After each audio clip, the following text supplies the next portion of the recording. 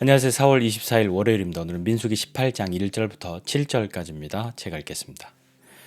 여호와께서 아론에게 이르시되 너와 내 아들들과 내 조상의 가문은 성소에 대한 죄를 함께 담당할 것이요 너와 내 아들들은 너희의 제사장 직분에 대한 죄를 함께 담당할 것이니라.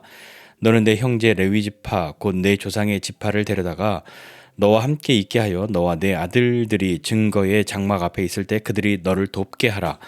레위인은 내 직무와 장막의 모든 직무를 지키려니와 성소의 기구와 제단에는 가까이 하지 못하리니 두렵건대 그들과 너희가 죽을까 하노라. 레위인은 너와 합동하여 장막의 모든 일과 회막의 직무를 다 할 것이요 다른 사람은 너희에게 가까이 하지 못할 것이니라. 이와 같이 너희는 성소의 직무와 제단의 직무를 다하라. 그리하면 여호와의 진노가 다시는 이스라엘 자손에게 미치지 아니하리라. 보라, 내가 이스라엘 자손 중에서 너희의 형제 레위인을 택하여 내게 돌리고 너희에게 선물로 주어 회막의 일을 하게 하였나니 너와 내 아들들은 제단과 휘장 안의 모든 일에 대하여 제사장의 직분을 지켜 섬기라. 내가 제사장의 직분을 너희에게 선물로 주었은즉 거기 가까이 하는 외인은 죽임을 당할지니라. 아멘.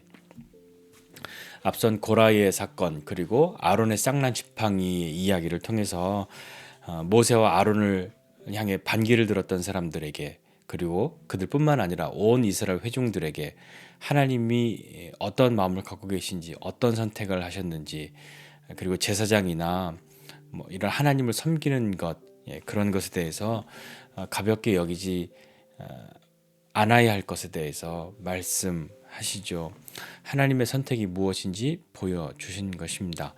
물론 그렇다고 해서 하나님은 뭐 하나님의 일하는 사람만 제사장으로 하나님이 부른 사람만 선택하고 다른 사람은 그렇지 않아 라고 하는 것이 아니라 왜 너만 그걸 할 수 있어? 왜 너만 제사장이야? 왜 너만 우리의 지도자야?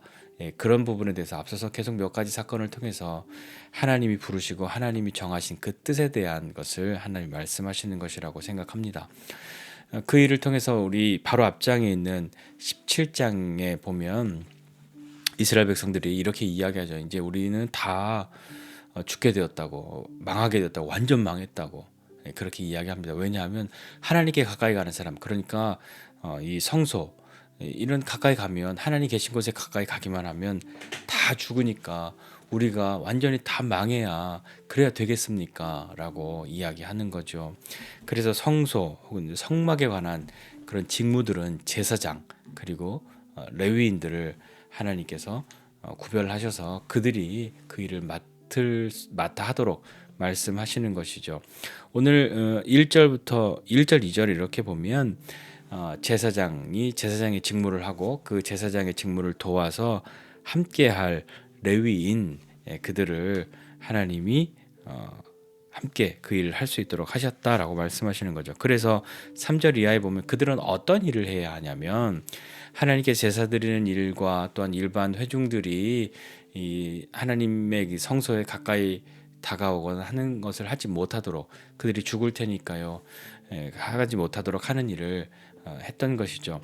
3절에 보면 레위인은 자신의 직무를 지켜서 성소의 기구와 그런 것을 다 맡은 일과 자기가 관여해야 될 무엇을 만들고 옮기고 하는 그런 일들을 하였지만 제사장이 한 그 일, 하나님께 제사 드린 그 일, 그것만큼은 하지 못한다라고 말씀하신 것이죠. 레위인이 제사장의 직무에 선을 넘으면 어떻게 되냐면 죽죠. 그런데 레위인만 죽지 않습니다. 제사장도 함께 죽었던 거죠. 그렇기 때문에 제사장과 레위인과 제사장은 오늘 성경에 있는 표현과 같이 레위인은 너와라 너는 제사장이죠. 레위인은 너와 합동하여 라고 표현합니다. 합동해서 장막의 모든 일과 회막의 직무를 다 해야 한다라고 말씀하시는 거죠. 합동해야 합니다. 협력해야 하고요. 마음을 같이 해야 되고요. 같이 행동을 뜻을 정해서 같이 해야 하는 것이죠. 그들이 충성되게 이렇게 성소의 직무와 제단의 직무를 다 할 때 어떤 일이 생겨나냐면 여호와의 진노가 다시는 이스라엘 자손에게 미치지 않을 것이다 라고 말씀하시는 거죠. 그러면서 6절 이하에 보면요. 또 이런 표현들이 있습니다. 하나님이 제사장에게 너희의 형제 레위인을 택해서 내게 돌리고 너희에게 선물로 주어서 회막의 일을 하게 하였다라고 말씀하시죠. 선물로 주었다라는 말. 자칫 오해를 하면 레위인은 제사장에게 이렇게 선물로 주는 물건이야, 그런 차원의 것이 아니고요.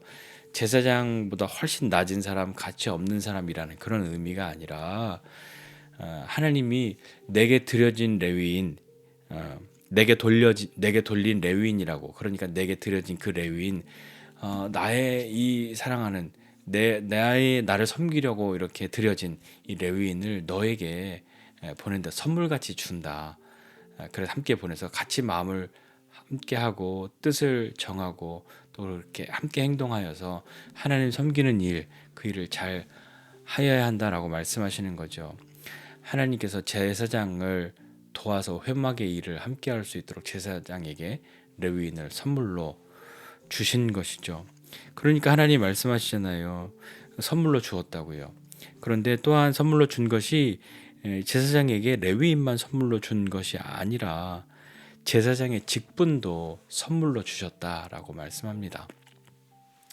제사장들에게도 그들의 모든 일에 대해서 자신의 직분을 지켜 섬겨라 라고 말씀하신 것이죠. 제사장의 직분을 선물로 주신 것은요, 마치 우리 선물을 받으면 어떠십니까, 여러분? 선물은 받는 사람도 기분이 좋죠. 주는 사람도 굉장히 기쁜 마음으로 주어야 선물입니다. 선물 주는데 아주 마지못해 주거나 뭐 다른 뜻을 가지고 주는 선물은 선물이 아니고, 그런 것은 뭐 뇌물이라 부르든지 다른 이름 혹은 다른 마음이 들어있는 그런 것으로 우리가 여기지 않습니까? 우리는 선물입니다. 예, 우리 스스로도 선물이고요. 또 하나님이 우리에게 주신 선물도 있고요. 오늘 이 말씀 보면서 우리에게는 어떤 것이 선물일까? 나에게는 하나님이 제사장에게 말씀하신 것처럼 선물 같은 사람, 그리고 제사장의 직분을 주셨다고 하신 것처럼 선물 같은 그런 일, 그런 것은 무엇이 있을까요? 내게 선물 같은 사람과 선물 같은 일은 어떤 것이 있으십니까? 여러분에게 무엇이 있으십니까? 어제 우리 예배드리고 또 끝나고 같이 교제하고 그러면서요. 또 오후에는 또 한 번 또 또 같이 찬양하고 막 그런 시간도 있었거든요. 그러면서 참 선물 같다 하는 생각을 또 많이 해보게 되었습니다. 우리를 향한 하나님의 계획과 뜻, 명령과 가르침, 그것을 기꺼이 따르는 한 마음으로, 그 마음으로 주님 앞에 삶을 살아갈 때 우리는 우리 스스로가, 한 사람이, 개인이 거룩하게 하나님을 향해서 삶을 살아가고, 그런 한 사람 한 사람이 모여서 거룩한 공동체를 이루어 가는 것 아니겠습니까? 그런데 살다 보면요, 우리도 사람이니까요, 남이 하는 게 좋아 보이잖아요. 같이 그냥 찬양할 때도 뒤에서 싱하는 것보다 인도하는 사람이 더 멋있어 보이고, 내가 하는 일보다는 다른 사람이 맡은 일이 더 커 보이고, 나도 저거 하면 저 사람보다 더 적어도 저만큼은 할 수 있는데 하는 그런 여러 가지 생각들을 하지 않습니까? 그것이 꼭 뭐 찬양팀 뭐 이런 것만 아니라요. 어떤 일에서든지요. 그러나 다른 사람들과의 비교보다도 더 중요한 것이 있는데요.